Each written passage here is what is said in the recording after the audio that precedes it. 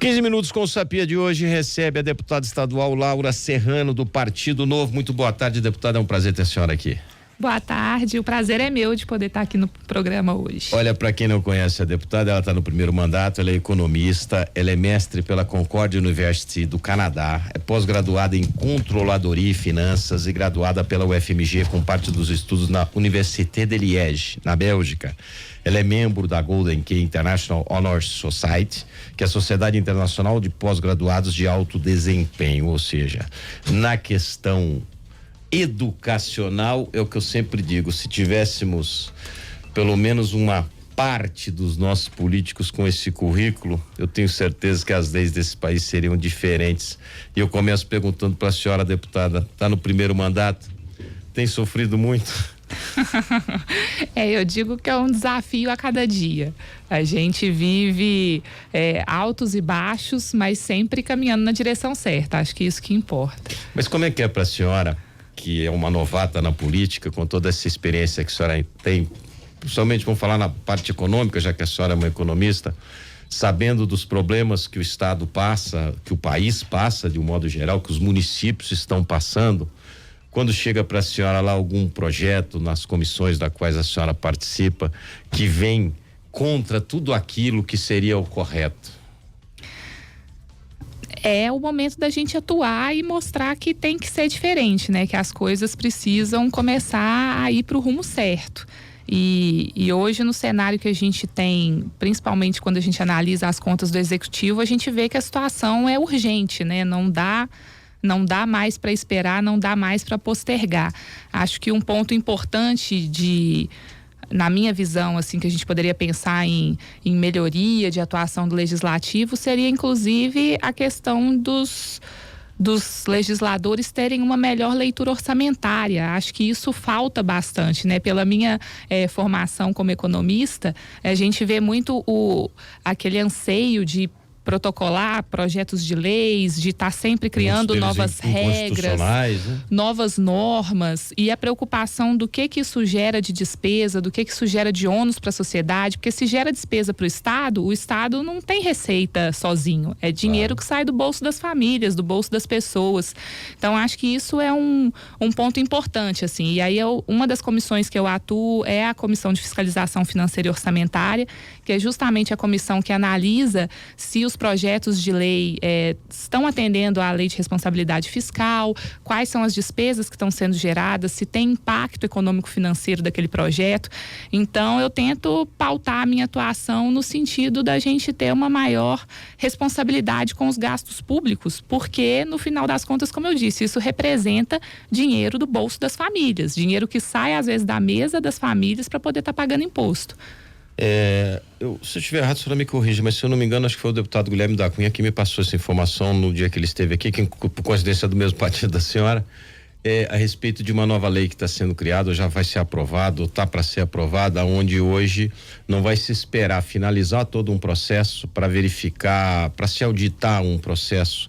Quando se tem um processo de compra, licitatório, de entrega de algum produto para o Estado, alguma coisa nesse sentido, para que o Estado não sofra depois com aqueles problemas como nós tivemos agora há poucos dias atrás, uma denúncia aí de que tinham remédios vencidos há 2 anos na Secretaria de Saúde e dinheiro do povo que foi jogado fora, que foi abandonado, aquela coisa toda e parado lá, quantas vidas não se perderam por falta desses remédios, e parece que esse projeto está para ser aprovado, não é? Essa é um ponto importante que tá caminhando nesse sentido. Imagino que ele deve estar voltado lá para a Comissão de Constituição e Justiça, tá na Constituição e Justiça, que é uma das primeiras, e sem dúvida deve passar pela FFO também, essa questão da análise do impacto econômico financeiro, mas eu acho que cada vez mais o trabalho tem que ser no sentido de fiscalizar, né? De fiscalizar, justamente assim, os dois papéis importantes de um legislador, né, de um vereador, de um deputado, dos nossos legislativos aí, em qualquer esfera da federação, é fiscalizar e legislar. E aí eu vejo que, infelizmente, muitas vezes o foco fica muito grande na parte de legislar e a fiscalização fica aquém do que deveria ser, sendo que, na minha visão, e aí até de onde surgiu o papel de parlamentar, então o primeiro parlamentar foi justamente aquele vereador para poder fiscalizar como que o recurso das pessoas estava sendo utilizado pelos governantes. Né? É a função primordial, né? Então a gente precisa resgatar um pouco esse papel de fiscal mesmo, de auditor, de garantidor da avaliação de como que os recursos estão sendo utilizados pelo executivo, pelos governantes. O que a gente percebe assim, né, numa assembleia, num congresso, numa câmara de vereadores é o seguinte: você tem várias comissões que você tem que agradar gregos e troianos, e de repente você coloca pessoas em determinadas comissões que não tem condição nenhuma de entender o que está se passando por ali. E uma falha muito grave no nosso país, quer dizer, eu me lembro alguns anos atrás, na primeira vez que o Tiririca foi eleito deputado federal, teve que fazer uma prova lá para escrever o nome dele, porque ele não sabia se quer escrever o nome dele. Então, e temos vários casos de analfabetos políticos, então não vou nem dizer aqui que são centenas e milhares, mas de analfabetos que infelizmente estão à frente de um poder tão importante como é o legislativo. E eu até brinco aqui, eu já fui chamado aqui de bolsominion, já fui chamado de petista, já fui chamado de psolista, de agora Partido Novo. Cada hora eles me taxam aqui. E eu digo sempre, gente, eu sou a favor do país. Eu sou a favor do estado que eu vivo. Hoje é Minas Gerais, eu nasci no Paraná, moro em Salvador, mas eu vivo aqui, eu trabalho aqui. Eu sou a favor que tudo caminhe como deve ser e da forma mais clara possível e mais transparente possível. E eu tenho visto alguns colegas da senhora do seu partido, não só aqui em Minas Gerais, como deputados, mas vereadores também de municípios. Acho que vou dizer que é uma norma, mas é uma conduta dos filiados do partido da senhora e deputados federais na relação a gastos pessoais, quer dizer, aquela questão de eu tenho direito a gastar 100 mil reais por mês, eu vou gastar 100 e posso botar a nota que eu quiser lá e ninguém vai saber para onde eu fui, o que eu deixei de ir. Tivemos um caso agora do presidente do Senado que está tentando aí esconder a transparência. Ele gastou R$1 milhão com um hotel lá na cidade dele em Macapá, uma coisa absurda. Deputado gastando passagem de primeira classe para ir num evento em Taiwan, em Dubai, sei lá onde que foi, com o deputado Misael Varela, que é daqui de Minas Gerais, inclusive mineiro, que foi para lá gastando, porque eu tenho 1,80 m, sou grande e tal, preciso de primeira classe. Podia de executiva que dá no mesmo, se ele tem esse problema, tudo bem, vai de executiva. Porque eu posso atrapalhar os outros, porque eu ronco de noite. É complicado, né? Com o dinheiro nosso é fácil. Então a gente vê uma série de extravagâncias que acontecem, e aí tem coisas pequenas que a gente tem que colocar.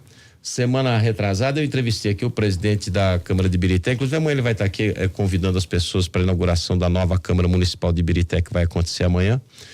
E ele, quando assumiu a presidência da Câmara, a primeira coisa que ele fez, ele retirou uma verba de representação que os vereadores tinham de R$5 mil, que não precisava apresentar nada, só um recibo lá, pegava os R$5 mil, podia fazer o que quisesse. Ele chegou e cortou tudo isso, quer dizer, gerando uma economia para o legislativo. Com esse dinheiro e mais outras economias, ele conseguiu construir uma sede própria, parar de pagar o aluguel, ou seja, pode parecer pouco a princípio, mas o que a gente vê é isso. E vocês têm feito isso lá na Assembleia, os 3 deputados, né, no caso? Sim, a bancada do Novo lá, os 3 deputados do Novo, não só aqui na Assembleia de Minas, mas como você mencionou, em todo o Brasil, tem esse compromisso com a austeridade, justamente porque a gente respeita o dinheiro das pessoas. No final das contas, muitas vezes as pessoas encaram que o dinheiro público é dinheiro de ninguém, mas é o dinheiro de cada um de nós.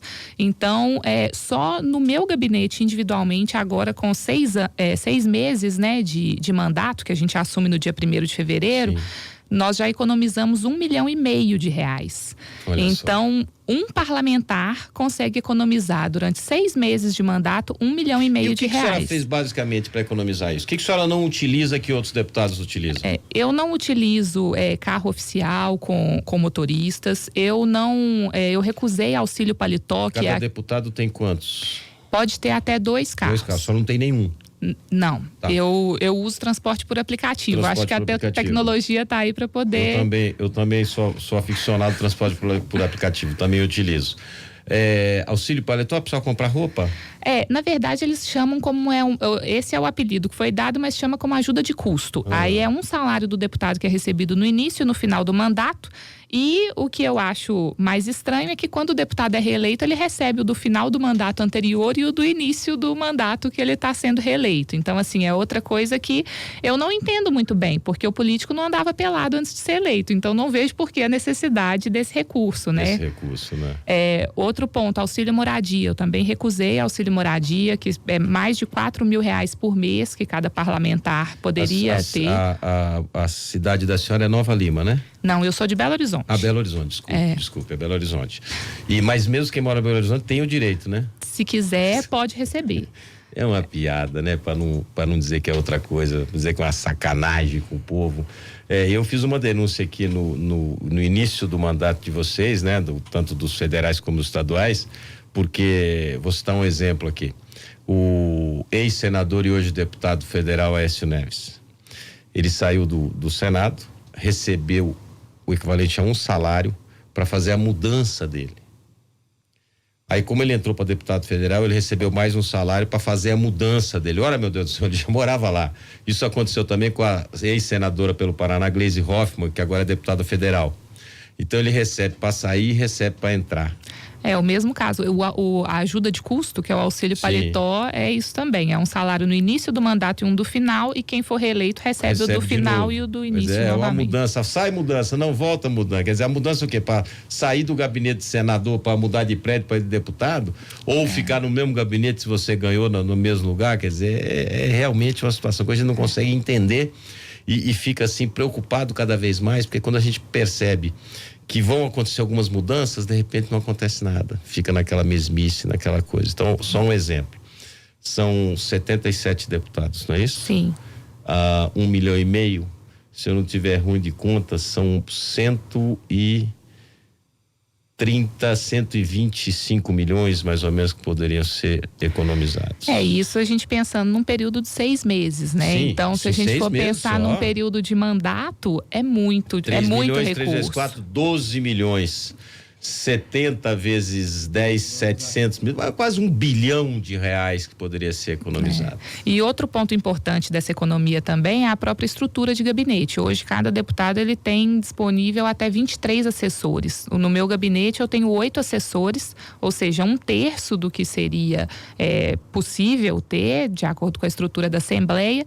E eu costumo brincar que com tecnologia e com boa gestão, a gente mesmo com menos da metade das pessoas vai entregar mais que o dobro do resultado.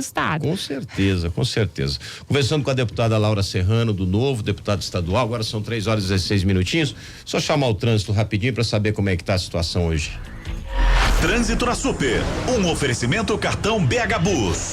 Ailton do Vale, muito boa tarde. Ótima tarde para você, Sapia. Ótima tarde para o ouvinte do Alerta Super. Tem trânsito complicado agora na Avenida Cardeal Eugênio Pacelli, em toda a passagem pelo Cidade Industrial e também pela rodovia Fernão Dias, na altura do bairro Inconfidentes. Isso para o motorista que está indo para Betim. Faixa da direita está fechada devido à manutenção de uma passarela no trecho que foi danificada ontem à noite por um caminhão. E é por isso que você, motorista que está ali na Avenida Amazonas, já chegando em Contagem, encontrará trânsito lento na Cardeal Eugênio Pacelli, sentido Betim. Por conta disso, Via Expressa é a melhor rota no momento, valendo bem mais a pena. Seguro alto e residencial em até 12 vezes sem juros no cartão. Na Tóquio Marine, você encontra seguros para todos os bolsos. Fale com seu corretor ou acesse tokiomarine.com.br. Obrigado, Ailton. Deputada Laura Serrano, recuperação fiscal ou Lei Candir? Bom, a minha visão pessoal, eu enxergo hoje como solução viável para a situação urgente que a gente está no estado, a recuperação fiscal. É óbvio que os recursos da Lei Candir são importantíssimos e, se forem recebidos, vão ajudar muito o estado na situação que ele está hoje, mas é algo que não está na autonomia da esfera estadual. A gente depende do governo federal, a gente depende de uma liberação de recursos, sendo que hoje... Depende do Supremo. Exatamente. E hoje nem um centavo de Lei Candir está tramitando nas leis orçamentárias da União. Então é muito complicado ficar só jogando a responsabilidade para a União e esperar um recurso que é provável que não venha tão em breve, Eu né? queria que a senhora explicasse para os nossos ouvintes de uma maneira bem prática, sem usar o economês, por favor, o que seria essa recuperação fiscal? Bom, para explicar a recuperação fiscal, acho que antes é importante entender o diagnóstico, a situação de como que o Estado está hoje. E aí eu costumo comparar com uma família, porque quando a gente fala em bilhões, é muito abstrato, né? A gente não lida com bilhões para poder entender o que está acontecendo. A população está tão acostumada que outro dia eu estava com o Ricardo Correia aqui e não sei que deputado que foi condenado aí porque teria passado a mão aí... 80 mil reais. Falei, Ricardo, mas isso é pouco, os caras roubam bilhão, milhão. A gente tá tão acostumado a falar esses grandes roubos que acontecem no país, né? Nossa, isso é um absurdo, né? Mas, assim, se a gente fosse pensar em termos das mesmas proporções do que é pro Estado, em bilhões, e pensando numa família, vamos supor que fosse uma família mineira que recebe 6 mil reais por mês. A situação do Estado, então, é como se fosse uma família que recebe 6 mil reais por mês, gasta por mês 6.600 reais, ou seja, ela já tem um rombo ali todo mês de 10%. Essa mesma família tem uma dívida passada de contas permanentes, água, luz, etc., de 28 mil reais. Ou seja, um montante muito significativo perto do que ela ganha. Recebe. Exatamente. E ainda, em termos, teria um empréstimo com o banco de 114 mil reais para poder pagar. Então, assim, em proporções infinitamente maiores, é essa a relação das contas do Estado hoje. Ou seja, ele arrecada 6, gasta 6.600, tem uma dívida já para trás de 28. E ainda tem um empréstimo a pagar de 114. Quer dizer, então, quando a gente vê um estado desse, sei lá, acender uma vela pro santo e outro pro diabo. Que lado que eu vou, né? Não tem pra onde correr. Pois é, então assim, aí a gente torna mais factível a situação crítica que a gente está hoje nas contas públicas e o grande desafio que o governo Zema, o governo do Novo tem de gestão.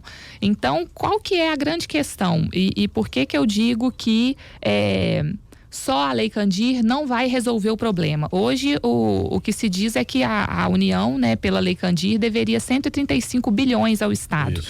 Mas só o Estado de Minas já tem uma dívida com a União de 88 bilhões. Então, o que sobra, né, considerando que a gente tem um déficit orçamentário aí para o próximo ano de 15 bilhões, daria para cobrir o rombo das contas do Estado durante 3, 4 anos. Mas e depois, né? E depois? Então, na verdade, realmente precisa de uma reestruturação das despesas. A gente precisa reduzir o ritmo que as despesas crescem e poder trazer mais receita. Lembrando que não vai ser através de aumento de imposto. O governo do Novo não vai propor aumento de impostos para poder ter uma maior arrecadação. A ideia é ter desburocratizar, simplificar, atrair investimentos, como vem acontecendo, igual foi anunciado aí os investimentos de 21 bilhões de reais em energia solar, para poder aumentar o volume de contribuintes, para aumentar a arrecadação via volume e não via aumento de impostos. Então, pensando nessa questão da despesa, a gente precisa reduzir o ritmo que essas despesas aumentam, e isso é através da gestão. Onde que entra o plano de recuperação fiscal sendo tão importante? Se a gente for pensar hoje no orçamento do Estado, que é esse quase 80%, 77% do que o Estado tem hoje no orçamento, ele é de gasto com pessoal, com folha. Pessoal ativo, servidores públicos da ativa e aposentados e pensionistas. Mas aí eu pergunto para a senhora, não existe uma chamada lei de responsabilidade fiscal? Existe, e o Estado, inclusive, já passou os limites prudenciais da lei de responsabilidade fiscal e que é uma herança de governos passados. O que me deixa mais revoltado, às vezes, é que não há uma penalização de quem comete esse tipo de crime, né? Justamente, é importante, principalmente na análise das contas, né, do executivo, das contas pelos tribunais de contas, seja feito o governo está fazendo, eu vou fazer também. O pensamento parte desse princípio, né? Se você pode, eu também posso. Por que você pode e eu não posso fazer? Por isso que eu digo cada vez mais da importância do papel da fiscalização dos nossos legislativos, porque passa pelo Legislativo, passa pelo Tribunal de Contas a análise dessas contas. E aí é importante que esse trabalho seja feito de uma forma séria e responsável para mostrar esse tipo de coisa que vem acontecendo. Só de dívida, eu falo que eu não gosto de ficar olhando para trás, mas inegavelmente a gente tem que mencionar que 35 bilhões de reais são dívidas do governo anterior. Então, assim, precisa ser sanado para que a gente possa resolver esses problemas. Então, assim, voltando à composição do orçamento, quase 80% é pessoal, é folha, que é uma despesa que tem um crescimento vegetativo muito rápido. Sim. Porque você tem progressão de carreira e uma série de coisas. As aposentadorias já é 80%. Do que sobra, dos 20 e poucos por cento que sobram, 8 bilhões são para pagamento de serviço da dívida. Então, assim, e aí o plano de recuperação fiscal tem um ponto importantíssimo, que essa negociação com o Tesouro Nacional, com o governo federal, suspende, dá uma carência de 3 anos, prorrogável por mais 3, para esses pagamentos de encargo, esses pagamentos da dívida. Ou seja, é um fôlego de 8 bilhões de reais por ano, durante 3 anos prorrogáveis por mais 3. Uma moratória combinada, mas que, ao mesmo tempo, o governo federal também exige uma série de contrapartidas. Sim, claro. E que são contrapartidas importantes na perspectiva de gestão e de reduzir a aceleração dessas despesas. Porque, como eu disse, a gente tem lá os 80% com pessoal, mais 8 bilhões de serviço da dívida. O que sobra para investir em saúde, em educação, em segurança é muito pouco. Então, o plano de recuperação fiscal, ele existe não só pela recuperação das contas em si, ele existe para ter dinheiro para poder fazer política pública. E o que falta para o governo conseguir esse plano de recuperação? Mas depende de quem? Dos deputados estaduais? Sim, na verdade esse plano ele já está em negociação com o Tesouro Nacional. Os projetos eles estão sendo praticamente finalizados. Eu acredito que agora no início do próximo mês eles devam chegar à Assembleia. E, como eu disse, o governo federal, para poder fazer essa negociação, ele exige uma série de contrapartidas que está na Lei Complementar 159, que é como se fosse uma bula dessa recuperação fiscal, justamente no sentido de desacelerar as despesas. O governador tem uma frase que eu gosto muito, que ele fala que em Minas a despesa sobe de elevador enquanto a receita sobe de escada. Então é isso que está acontecendo, a gente precisa desacelerar.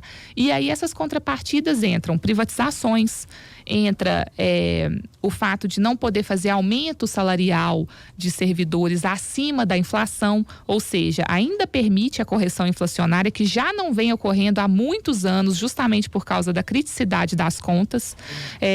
Alguns convênios também, só convênios mais emergenciais que podem ser realizados. Então é uma série de medidas que vai possibilitando que se tenha uma gestão mais responsável das despesas. E como eu disse, o governo também não esquece o lado da receita. É importante aumentar a receita também, claro, mas não via aumento de impostos, e via atração de investimentos. Como é que a senhora vê hoje o relacionamento do governador Romeu Zema com a Assembleia Legislativa? Eu vejo hoje como um bom relacionamento. A gente teve recentemente a troca do secretário de governo, sim, inclusive nesse intuito de melhorar ainda mais essa aproximação. Então foi um movimento do executivo, mas principalmente para atender aos anseios da Assembleia. Então mostrando mais uma vez aí que a gente está com todo o empenho para poder fazer essa aproximação, principalmente para permitir que essas reformas que são tão importantes para os mineiros, para a gente poder ter recurso para saúde, segurança e educação, possam passar na Assembleia. Então, a pergunta que você me fez do que depende, realmente agora vão ser alguns projetos, 6 a 7 projetos. Eu não tenho exatamente o número, porque ainda não chegou para a Assembleia, mas voltados para essa questão. A senhora é a favor do parlamentarismo?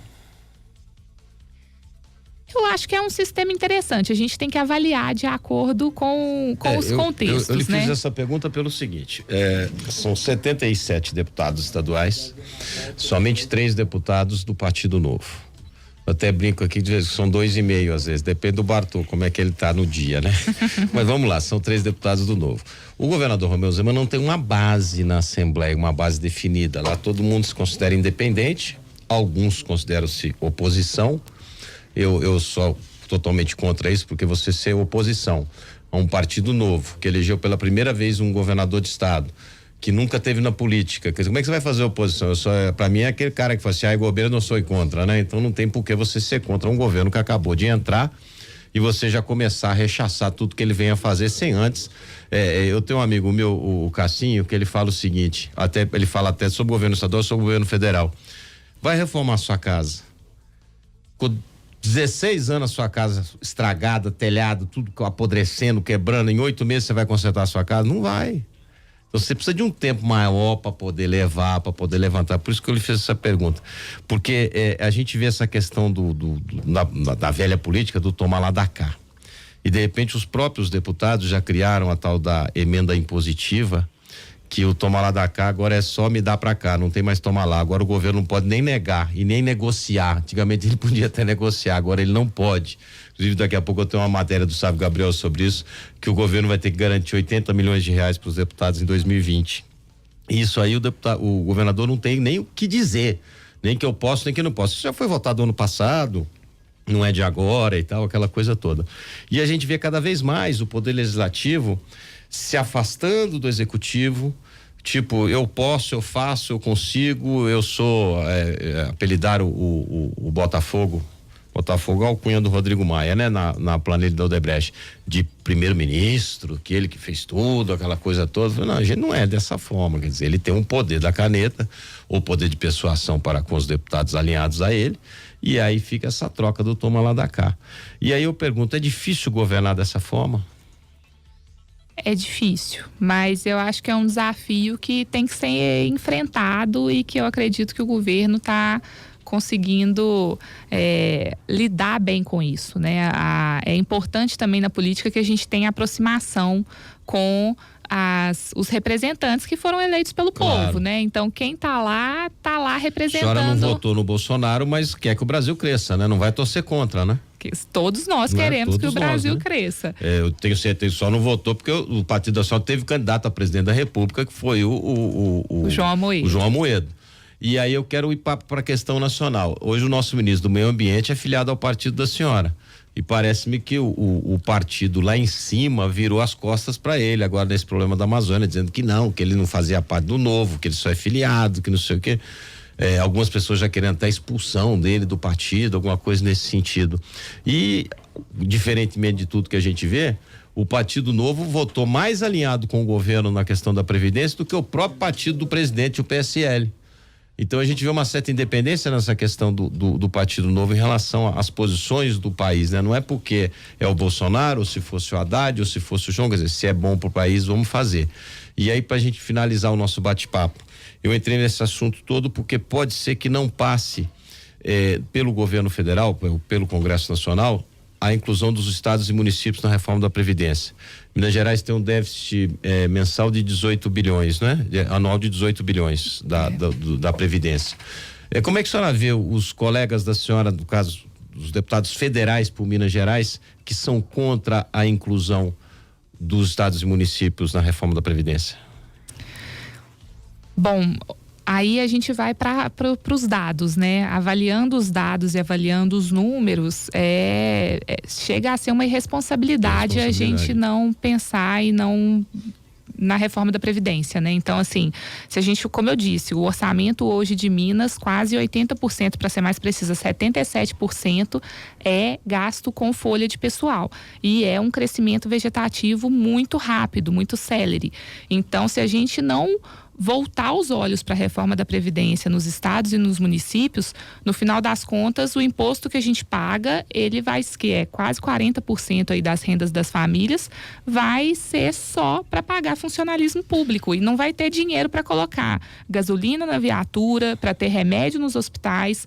Já então, não assim, tem, né?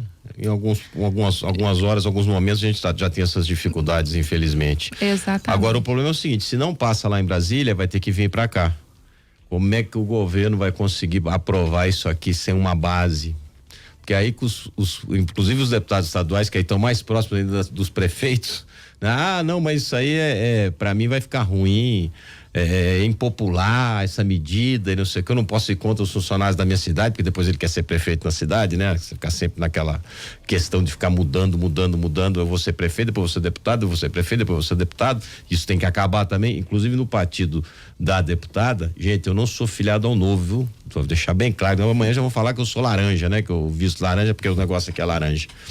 Mas é interessante, lá você não pode ser candidato mais do que 2 vezes, não é isso? Exatamente. A senhora é deputada agora, pode ter uma reeleição. Isso. Se a senhora quiser continuar a política, só tem que ser deputado federal, vereador ou prefeito. Só não pode ficar deputada a vida inteira como uma carreira política. Exatamente. A ideia do Novo é que a política é um trabalho que você faz pensando na sociedade e não como profissional ou como carreirismo, né? Então, realmente e não tem usa essa o fundo cláusula. partidário nem o fundo eleitoral, deixar bem claro. Mas só não me respondeu o principal. Ricardo Salles, a senhora é contra ou a favor? A minha visão é, primeiro assim, só para esclarecer a questão da nota do partido, eu acho que o objetivo no âmbito nacional, do Diretório Nacional, foi de desvincular a ideia de que muitos poderiam ter erroneamente de que tivesse sido uma indicação partidária ou uma indicação ideológica. Foi um pedido pessoal pessoal do presidente, aliás, todos, né? Ele não colocou nenhum partido ali. Exatamente. Então, a ideia foi de desvincular esse processo, de mostrar que o Novo não tem gestão sobre as ações da pasta do meio ambiente, que é a ação do ministro, que na minha opinião vem desempenhando um bom trabalho, tem essas questões voltadas para a questão da entrada de alguns filiados em relação a, que aí você colocou como expulsão, mas é na comissão de ética, mas o próprio sistema de governança do Novo permite que qualquer filiado, que todo filiado possa entrar com uma representação contra algum filiado, porque a gente exige ficha limpa, a gente exige que as pessoas tenham idoneidade para poder estar participando do partido. Então, é um processo... Então, mas o que foi colocado é o seguinte, quando ele entrou no partido, ele já tinha sido condenado por improbidade e que o partido não aceitaria pessoas que não teriam ficha limpa. Isso não foi checado? Pois é, aí isso é uma coisa que vai passar agora pela Comissão de Ética do Novo. E aí o ministro vai ter, como todo filiado que passaria por isso, amplo direito à defesa, e vamos avaliar como que vão ser os próximos passos. Mas eu acho que é importante só deixar que eu não sei, fica talvez aquela visão de que o Novo deu as costas, eu não enxergo tanto dessa forma. A minha visão foi a tentativa de desvincular de que as ações da pasta são ações institucionais do partido, que não são, porque não foi uma indicação política, mas ao mesmo tempo não desmerecendo o trabalho que está sendo realizado. Tá certo. Deputado estadual Laura Serrano aqui no Alerta Super no 15 minutos com o Sapinho. Eu falei pra senhora 15 minutos, mas passaram 30, tá? Aqui a gente, o papo tá bom, a gente continua. Queria parabenizar a senhora pela sua atuação no primeiro mandato e dizer que nós estamos sempre à disposição para trazer sempre as informações para a população mineira de um modo geral. Sinta-se à vontade em passar as informações para nossa produção, qualquer questão que tenha, qualquer dúvida que tenha em relação, assim como vocês podem errar lá também, a gente pode errar aqui também, e a gente gosta sempre de deixar sempre tudo muito bem claro, bem democrático e bem aberto para vocês todos. Combinado? Combinado, e eu agradeço a oportunidade, é um prazer estar aqui, podendo falar um pouco mais sobre os resultados do nosso mandato, e inclusive quem quiser acompanhar um pouquinho mais pelas redes sociais, Laura Serrano MG. Tá certo, obrigado, deputada Laura. Aliás, esqueci de dizer, nome lindo, viu? Minha avó, finada avó Laura, e minha irmã Maria Laura. Tenho 2 Lauras na família. Ah, que legal. Tá? Obrigado, deputada.